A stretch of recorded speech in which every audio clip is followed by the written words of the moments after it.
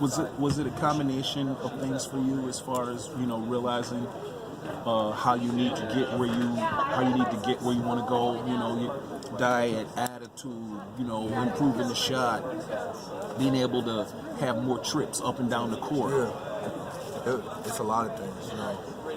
You named a lot of them. Mm-hmm. My diet, my attitude, how long, my minutes, my stamina, my explosiveness, is a big one, which I has proved a lot in this offseason. And mainly being the best nigga I can be every day, and each time I step on the court. Is a big one. What's that like for you? Kind of maybe, I don't know if you're thinking, you were thinking you had it all, but you had a certain recipe on how you thought it was going to work for you. And then to kind of have that all blown out of the water, and you having to make a 360 on, what your commitments were and how you were going to approach them and handle them. Well, when I first came in here, I thought I did have it all. I thought I could, get away with the way I was at, stuff like that. And I was just fine the way I was. But right when I came in here, I got a rude awakening. Because the first day of practice, I was windy, and it was bad. I couldn't be like that. I couldn't survive in this program being windy,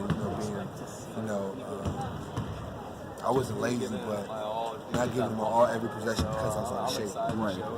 But I came through a rude awakening. So if we had you run a mile, give me what would your best time be? Well, my best mile ever I got in high school, my senior year, I got 6:45. So I'll probably get around 6:15. Oh, that's good. Yeah. Okay. Not bad. Nick, last year, the focus was there. I mean, you lost a lot of weight. I saw you at Moneyball. What was the biggest thing that went right last year, and the biggest thing that left you kind of wanting more? The best thing that went right last year was probably. It's a good question. I gotta ask that. Probably my season. My season as a team, 30-5. Yeah. And the Big Ten championship was a big one. Because I never won a ring before, so that's my first one. Probably the thing that went wrong was the way that we ended. I didn't like the hard tournament. I always wanted to get to the Sweet 16 and on, and everybody was expecting us to get on farther than that. So I said that went wrong, but I feel like we have more rights than wrongs on that shit. How do you pick up the pieces after such a disappointing loss to Syracuse? We just gotta regroup, with the pieces that we have now, and just keep fighting forward. For you personally, developing as a player, you've probably been asked this before, but what did you learn about yourself at the Chicago camps? What did you learn that, hey, I still got some stuff to work on? Just a lot about my jump shot, my body, and just learning about different ways to make myself better.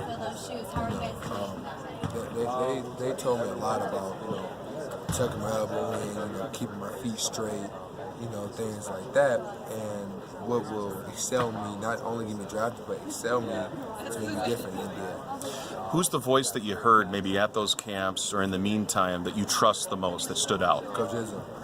Why is that? Coach Izzo, I always trust Coach Izzo, and my dad, and my Spartan alums. Them three, I trust the most. Which alums do you lean on the most? Denzel, Gary Harris, Draymond Green, they all told me good things about the draft. My dad told me great insight. Coach Izzo told me a lot too. I got great insight. Coach Izzo, knows probably the most of everybody because he's been around everything. so Who's a harsher critic for you, your dad or Coach Izzo? Myself. I'm my biggest critic because I expect so much out of myself.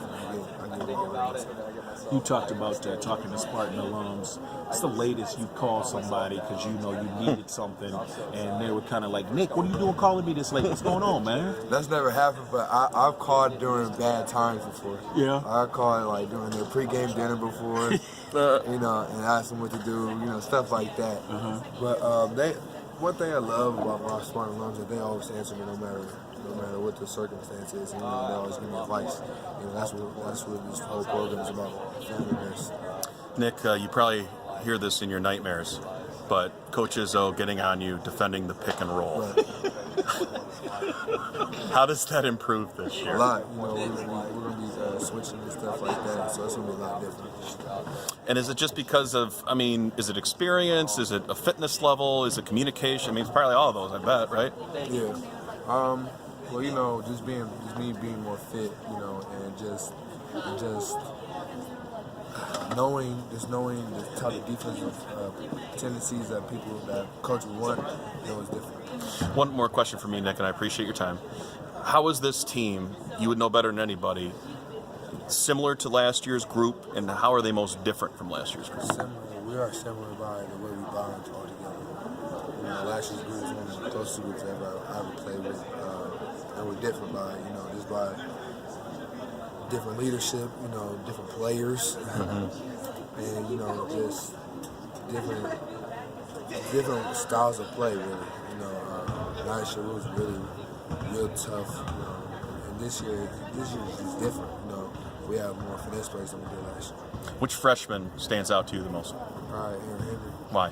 because he's like the most physically ready to play right now. I'm going to teach him a few lessons, though, kind of keep him in line? Of course, Yeah. of course.